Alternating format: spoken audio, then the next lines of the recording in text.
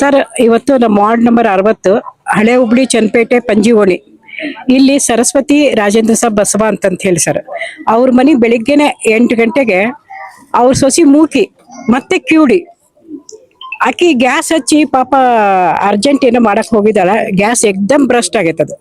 ಆಕಿಗೆ ಕಿವಿಯೊಂದು ಕೇಳಿಸಲ್ಲ, ಏನಾಗೈತಿ ಅನ್ನೋದು ಕೂಡ ಗೊತ್ತಾಗಲ್ಲ ಅಂತಾಕಿ ಪಾಪ ಇವತ್ತು ಅಲ್ಲೇ ಒಂದ್ ಸಣ್ಣ ಮಗು ಮಕ್ಕೊಂಡಿತ್ತು, ಅದಕ್ಕೂ ಸ್ವಲ್ಪ ಇದು ಆಗೈತಿ. ಮತ್ತೆ ರಾಜೇಂದ್ರ ಸಹ ಅವ್ರಿಗೂ ಸುಟ್ಟೈತ್ ಸರ್. ಗುರುನಾಥ್ ಅವರಿಗೆ ಸ್ವಲ್ಪ ಜಾಸ್ತಿ ಸುಟ್ಟೈತ್ ಸರ್. ಒಂಥರ ಬೇಜಾರು ಅನ್ನಿಸ್ತೈತಿ ಹೇಳಲಿಕ್ಕೆ. ಆದ್ರೂ ಕೂಡ ಮತ್ತೇನು, ಅವರು ಪ್ರತಿಯೊಂದ್ರಲ್ಲೂ ಕೂಡ ಮುಂದಿರ್ತಿದ್ರು. ಕರ್ನಾಟಕ ರಾಜ್ಯೋತ್ಸವ ಇದ್ದಾಗ ನಮ್ಕಿಂತ ಹುಮ್ಮಸ್ನಿಂದ ಮಕ್ಳಿಗೆ ಕರ್ಕೊಂಡ್ಬಂದು ಎಲ್ಲಾ ಇದನ್ ಮಾಡ್ತಾ ಇದ್ರು. ಅಂತವ್ರ ಮನೆಗೆ ಇವತ್ತು ಆಗೈತಿ ಅಂತ ಹೇಳಿದ್ರೆ ಬೇಜಾರು ಅನಿಸ್ತೈತಿ. ಆದ್ರೂ ಕಿಮ್ಸ್ ಡಾಕ್ಟ್ರಿಗೆ ಮಾತಾಡಿ ಫೋನ್ ಮಾಡಿದ್ವಿ, ವಾಳ್ಬೇಕರ್ ಅನ್ನೋರು. ಕಿಮ್ಸ್ ಡಾಕ್ಟ್ರಿಗೆ ಮಾತಾಡಿ ಆಗಿಂದಾಗ್ಲೇ ಸ್ವಲ್ಪ ಏನು ಸಾಧ್ಯನೇ ಟ್ರೀಟ್ಮೆಂಟ್ ಕೊಡ್ರಿ ಸರ್. ಅಕಸ್ಮಾತ್ ಹೆಚ್ಚಿಗೆ ಏನಾರು ಇದ್ನಪ್ಪ ಅಂತ ಹೇಳಿದ್ರೆ ಕೇಂದ್ರ ಸಚಿವರಾದ ಪ್ರಹ್ಲಾದ್ ಜೋಶಿ ಅವ್ರಿಗೂ ಹೇಳ್ತೀನಿ, ಅದು ಏನಾರ ಇತ್ತಪ್ಪ ಅಂತಂತ ಹೇಳಿದ್ರೆ ಅವ್ರ ಕಡೆಯಿಂದನೇ ನಾನು ಕೂಡ ಮಾಡಿಸ್ತೀನಿ. ಆದಷ್ಟು ಅವ್ರ ಲಘು ಆರಾಮಾಗಬೇಕು. ಸುಟ್ಟು ಗಾಯ ಲಘು ಆರಾಮಾಗಿಲ್ಲ, ಆರಾಮ ಆಗಲ್ಲ ಅಂತ ಹೇಳಿದ್ರು ಸಾಹೇಬ್ರು. ಯಾಕಂದ್ರೆ ಸ್ಕಿನ್ ಹಿಂಗ್ ತೆಗೆದ್ರಂಗೆಲ್ಲ ಸ್ವಲ್ಪ ಸ್ಕಿನ್ ಬರ್ತಾ ಇದೆ, ಪ್ರಾಬ್ಲಮ್ ಐತಿ ಅಂತಂತ ಹೇಳಿದ್ರು. ಅದು ಜೀವಕ್ಕೆ ಏನು ಅಪಾಯ ಇಲ್ಲ ಅಂತಂತ ಹೇಳಿದಾರೆ ಸರ್.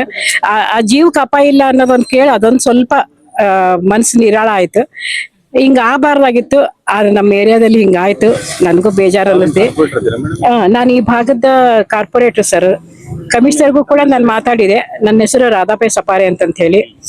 ಅಷ್ಟೇ ಅಲ್ಲದೆ ಕಮಿಷನರ್ ನಮ್ ಕಡೆಯಿಂದನಾದ್ರೂ ಏನಾರ ಇತ್ತೆ ಇದನ್ ಮಾಡ್ರಿ ಅಂತೇಳಿ ನನಗ್ ಬೆಳಿಗ್ಗೆ ಗುರ್ತಾಯ್ತು ಸರ್. ಬೆಳಿಗ್ಗೆ 9 ಗಂಟೆಗೆ ಯಾರೋ ಫೋನ್ ಮಾಡಿದ್ರು, ಅವಾಗ ಗುರ್ತಾಯ್ತು ಸರ್. ತಕ್ಷಣ ನನ್ನ ಮಗನೂ ಕೂಡ ಬಂದ್ರು, ನಮ್ಮ ಮನೆಯವರು ಬಂದು ಹೋದ್ರು, ನಾನು ಈಗ ಬಂದಿದ್ದೀನಿ ಸರ್. ಇದನ್ನ ಮಾಡ್ಕೊಳ್ತಾ ನಾನು ನೋಡ್ತೀನಿ ಸರ್. ಈ ವಿಷಯನ ನಮ್ಮ ಕಾರ್ಪೊರೇಷನ್ ಅಲ್ಲಿ ಇಡ್ತೀನಿ.